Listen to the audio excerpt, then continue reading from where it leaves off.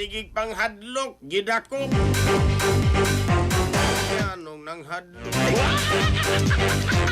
Detalye sa report sa Aeronato kini pinagi sa pagpamati ni katrupang Benji Talisik. Live report.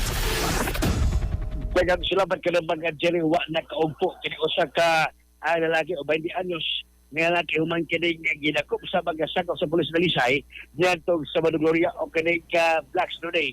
Alas 10:20 na sa bunta dito sa may Purok, Maryland, Barangay Biasong sa Maog Dakbayan ang kilimaog na suspect si Ruben Laguna alias Javon, 20 anyos, white trabaho, na pulo sa Purok, Maryland, Barangay Biasong sa Dakbayan sa Lisay ang gidakop sa mga polis human serve ang search warrant nga sa Maog suspect ang Maog search warrant kilotan ni Honorable Judge Romeo Reyes Jr.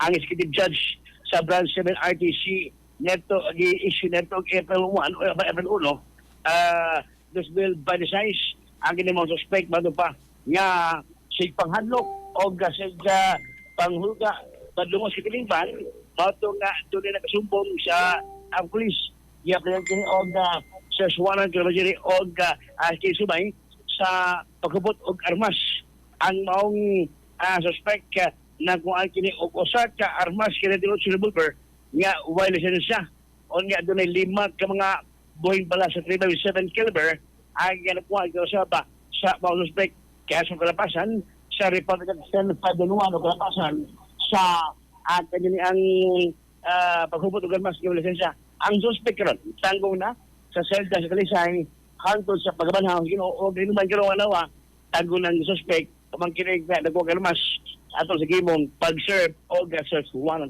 kataba. Mga report sa Talisay PNP katropa magilimot gyapon sa Bagabras kanunay sa Santong Herbal Oil kadungwa ni mga buhok sa ulo.